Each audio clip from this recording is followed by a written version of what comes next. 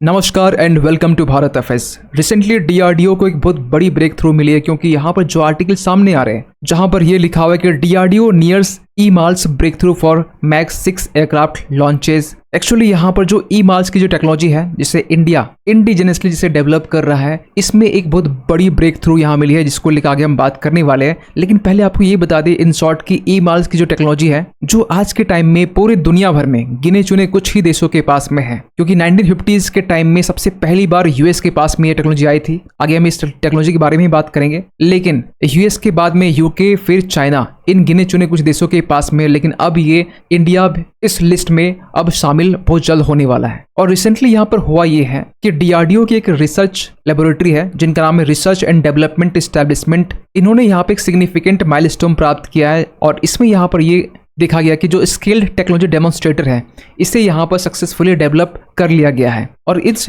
Demonstrator में यहाँ पर यह पाया गया है कि एक पेलोड जिसे लॉन्च किया गया है इफेक्टिवली, जिसका वेट 400 किलोग्राम था, और एक शॉर्ट डिस्टेंस जिसे फॉर एग्जाम्पल यहाँ 16 से 18 मीटर तक में से डेमोन्स्ट्रेट करके इसे प्रॉपर तरीके से वैलिडेट भी किया गया है। लेकिन सबसे बड़ा सवाल निकलता कि ई-माल्स की जो टेक्नोलॉजी है वो एक्चुअली है क्या। ये एक कैटापिल्ट सिस्टम है। आपको पहले ये बता दें कि कैटापिल्ट सिस्टम होता क्या है।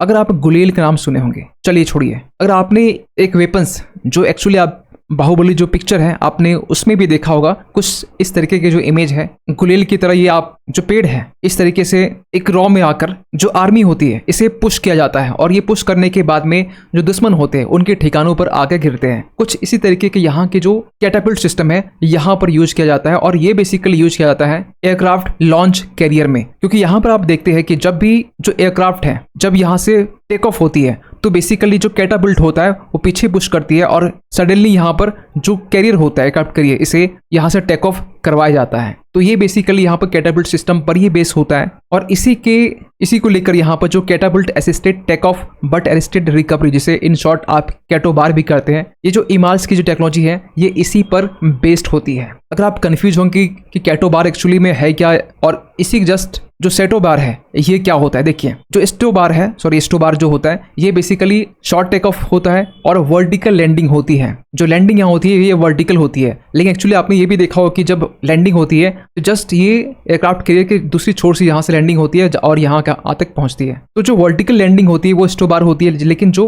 हॉरिजॉन्टल लैंडिंग कह सकते हैं ये जो लैंडिंग होती है कैटोबार की होती है, यानी कि फुल फॉर्म इसका catapult assisted take off but assisted recovery. कभी कभी हम लोग बी जो बट है यहाँ पर बैरियर भी यूज कर लेते हैं, जिस एयरक्राफ्ट कैरियर का जो टॉप होता है वो फ्लैट होता है। और ये जो कैटापिल्ट सिस्टम है इसे दो टाइप्स में डिवाइड किया गया है। एक स्टीम पावर्ड, मतलब ये कि जो एयरक्राफ्ट कैरियर है इसे टेक ऑफ करने के लिए जो प्रेशर यहाँ यूज किया जाता है वो स्टीम पावर्ड बेस्ड होता है, और दूसरा यहाँ पर होता है इलेक्ट्रोमैग्नेटिक बेस्ड एनर्जी पर, जिसे हम इन शॉर्ट ई-माल्स भी कहते हैं। ई-माल्स का फुल फॉर्म यहाँ लिटरल जो फुल मीनिंग जो होता है इलेक्ट्रोमैग्नेटिक एयरक्राफ्ट लॉन्च सिस्टम, जो कि स्टीम पावर जस्ट ये ऑपोजिट होता है, ये इलेक्ट्रोमैग्नेटिक एनर्जी पर ये बेस्ड होता है। जहां पर स्टीम पावर जो बेस्ड जो कैटापिल्ट होता है ये स्टीम को यूज करता है और प्रेशर को बिल्ड करके जो कैरियर होता है वो टेक ऑफ होती है। लेकिन जो ई-माल्स की टेक्नोलॉजी होती है जो कि लीनियर इंडक्शन मोटर्स को यूज करती है, और अगर देखा जाए स्टीम पावर के कंपैरिजन में जो ई-माल्स होता है ये काफी ज्यादा रिलायबल होता है। इसमें जो मेंटेनेंस होता है काफी ज्यादा कम खर्च इसमें होती है मेंटेनेंस को लेकर। रिचार्ज इसमें आप फास्ट कर सकते हैं। फॉर एग्जांपल की जो स्टीम प्रेशर बेस्ड जो कैटापिल्ट होता है, एक एयरक्राफ्ट कैरियर को टेक ऑफ करने के बाद में एक टाइम इंटरवल के बाद में दूसरा जो एयरक्राफ्ट है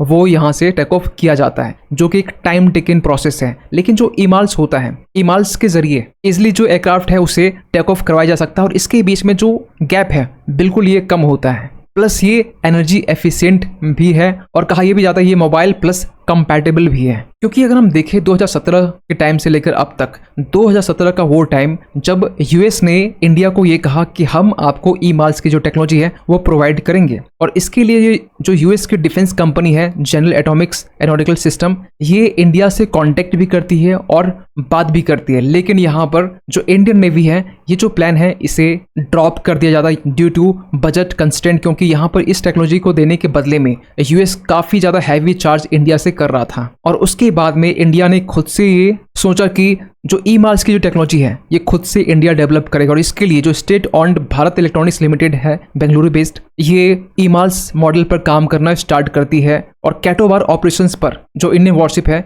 जो टेस्ट है वो शुरू करती है। लेकिन आज के टाइम में अगर आप देखेंगे जिनके पास में ई मार्स की जो टेक्नोलॉजी है उनके बेस्ड पर जो एयरक्राफ्ट कैरियर लॉन्चर है, तो सबसे पहले यूएस का नाम आता है, जो 1950s के टाइम में सबसे पहली बार ई मार्स टेक्नोलॉजी को यूज किया था। लेकिन उस टाइम ओनली यूएस के पास में था। लेकिन ओवर द टाइम यहाँ पर जो आज के टाइम में देखा ये जाता है कि यूके 2010 के टाइम में इनके पास भी ई मार्स की टेक्नोलॉजी आती है, जिसे यहाँ पर एम कैट कहा गया है, इलेक्ट्रोमैग्नेटिक कैटापुल्ट कहा गया है, जो कि queen Elizabeth class aircraft carrier के लिए यहाँ पर सबसे पहली बार यूज किया गया था 2009 के टाइम में। फ्रांस भी यहाँ पर है जो ये दावा करता है कि इनके पास में पैंग एयरक्राफ्ट कैरियर के लिए जो नेक्स्ट जेन माना जाता है, इसके लिए भी यहाँ पर ई मार्स की टेक्नोलॉजी ये बेस्ड एयरक्राफ्ट कैरियर है। पैंग का मतलब यहाँ पर हो गया पॉट एवियंस नोवले जनरेशंस, और अब यहाँ पर इंडिया भी शामिल हो चुका है। लेकिन जो चाइना है ये 2000s के टाइम में यहाँ पर इस टेक्नोलॉजी को डेवलप किया था, जो direct current power transmission system ये पर ये बेस्ड था। और चाइना ने जिस एयरक्राफ्ट कैरियर को लॉन्च किया है इसका नाम है फ्यूजियान, जो कि करीब 80,000 से लेकर 90,000 जो टन जो वाटर है ये डिस्प्लेस करती है। माना ये भी जाता है कि ये चाइना का न्यू हाईटेक एयरक्राफ्ट कैरियर है जिसे फ्यूजियान कहा जाता है। ये आज से लगभग 2 साल पहले 2022 के टाइम में चाइना ने एक एडवांस्ड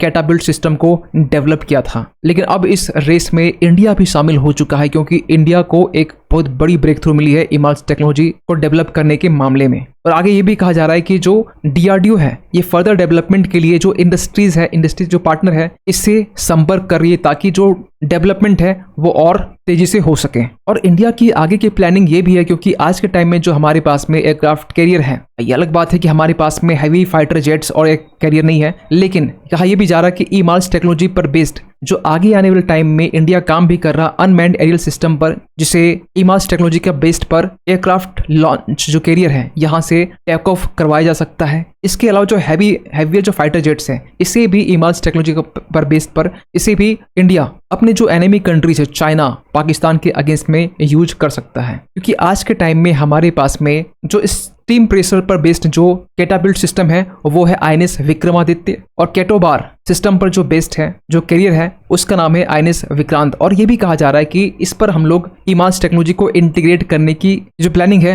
वो चल रही है, और बहुत जल्द जो ई मार्स टेक्नोलॉजी है इसे आईएनएस विशाल जो कैरियर है इसे यहाँ पर इंटीग्रेट इसमें किया जाएगा। और ये उस वक्त का इंडिया के लिए जो एयरक्राफ्ट कैरियर है जो अभी हमारे पास में 2 है, वो एयरक्राफ्ट कैरियर 3 में विशाल का जो यूज होगा वो पहले से यहाँ पर ई मार्स टेक्नोलॉजी पर ये बेस्ड होगा। खैर, इस पूरे डेवलपमेंट को लेकर आप क्या सोचते हैं कमेंट कीजिएगा। और जाते जाते एक क्वेश्चन आप सभी के लिए, हाल ही में यहाँ पर 2nd Asia Pacific ministerial conference on civil aviation ये कहाँ पर आयोजित किया गया था? आपके पास ऑप्शन है काठमांडू, न्यू दिल्ली, बीजिंग और टोक्यो। सही आंसर कीजिए कमेंट सेक्शन पे। मिलते किसी अगले वीडियो में, तब तक के लिए थैंक यू सो मच।